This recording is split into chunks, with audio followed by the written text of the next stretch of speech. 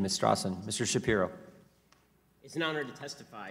It's an honor to testify before you here today. The reason that I'm with you is that I speak on dozens of college campuses every year, so I have some firsthand experience with the anti-First Amendment activities that have been taking place on the college campuses. I've encountered anti-free speech measures, administrative cowardice, even physical violence at campuses ranging from California State University at Los Angeles to University of Wisconsin at Madison, which is driving the legislation that Ms. Demings was talking about, to Penn State University to UC Berkeley, and I am not alone.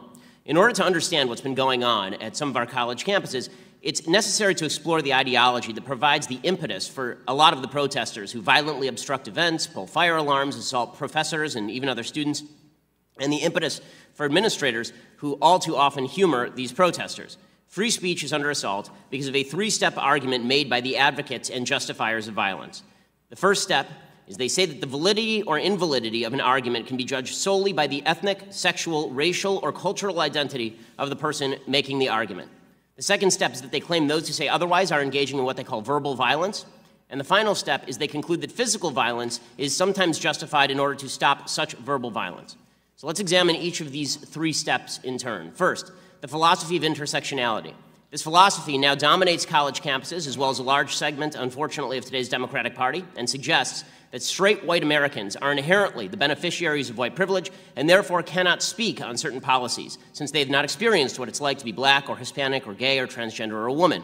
This philosophy ranks the value of a view not based on the logic or merit of the view, but on the level of victimization in American society experienced by the person espousing the view. Therefore, if you're an LGBT black woman, your view of American society is automatically more valuable than that of a straight white male.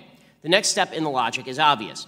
If a straight white male, or anybody else who ranks lower on the victimhood scale, says something contrary to the viewpoint of the higher-ranking intersectionality identity, that person has engaged in a microaggression.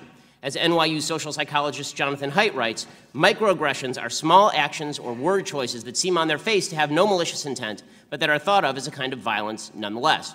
You don't have to actively say anything insulting to microaggress.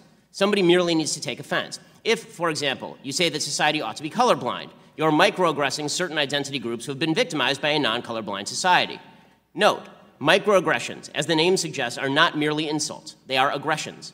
They are the equivalent to physical violence. Just 2 weeks ago, psychologist Lisa Feldman Barrett of Northeastern University published an essay in the New York Times suggesting that words should be seen as physical violence because they can cause stress, and stress causes physical harm.